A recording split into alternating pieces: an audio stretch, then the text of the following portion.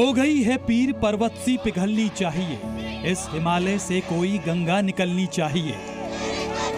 आज यह दीवार पर्दों की तरह हिलने लगी, शर्त लेकिन थी कि ये बुनियाद हिलनी चाहिए। हर सड़क पर, हर गली में, हर नगर, हर गांव में हाथ लहराते हुए हर लाश चलनी चाहिए। सिर्फ हंगामा खड़ा करना मेरा मकसद नहीं, सारी कोशिश है कि ये सूरत बदलनी चाहिए। मेरे सीने में नहीं तो तेरे सीने में सही, हो कहीं भी आग, लेकिन आग जलनी चाहिए। कवि दुष्यंत कुमार की ये कविता कोलकाता या यूं कहें कि पश्चिम बंगाल के हालातों का दर्द और गुस्सा बयां करने के लिए काफी है। कोलकाता में डॉक्टर बेटी से रेप फिर हत्या मामले में एक बार फिर से डॉक्टर सड़कों पर उतरे और विरोध प्रदर्शन करने लगे। कोलकाता के लाल बाजार के पास डॉक्टर्स धरने पर बैठ गए।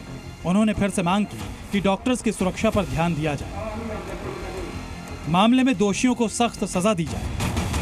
वहीं प्रदेश में महिलाओं के साथ हो रही दरिंदगी की वारदातों से घिरी ममता सरकार विधानसभा में अपराजिता बिल के साथ उतरी। West Bengal criminal laws amendment bill, देश में पहले से ही रेप और हत्या के दोषियों के खिलाफ सख्त कानून है, समर्थन जानाते।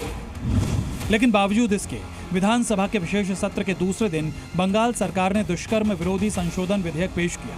ममता सरकार ने एंटी रेप बिल को अपराजिता महिला एवं बाल विधेयक 2024 नाम दिया है। चर्चा के बाद विधेयक को विधानसभा से पास कर दिया गया। इस विधेयक का उद्देश्य पीड़ितों को न्याय और दुष्कर्म के दोषियों को त्वरित और सख्त सजा देना है। राज्य सरकार ने बिल पारित करने के लिए 2 सितंबर से 2 दिन का विधानसभा विशेष सत्र बुलाया था।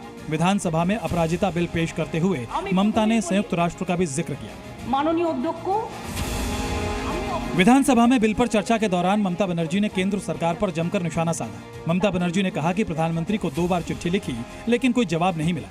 আমি দুটো চিঠি ইতিমধ্যেই প্রধানমন্ত্রীকে লিখেছি। আমি যেহেতু তার কাছ থেকে কোনো উত্তর পাইনি, উত্তর দিয়েছেন একজন উইমেন অ্যান্ড চাইল্ড ডিপার্টমেন্টের মিনিস্টার, কিন্তু তিনি যে উত্তর দিয়েছেন সেটাকেও কাউন্টার করে আমি প্রধানমন্ত্রীকে জানিয়েছি।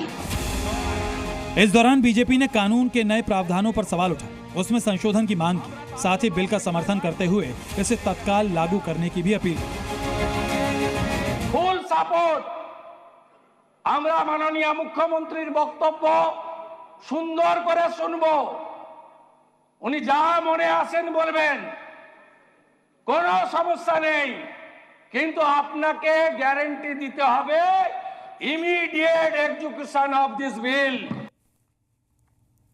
अब सवाल है कि जब देश में रेप, गैंग रेप और मर्डर को लेकर कानून पहले से मौजूद हैं, तो ममता सरकार को अलग से बिल लाने की जरूरत क्यों पड़ी?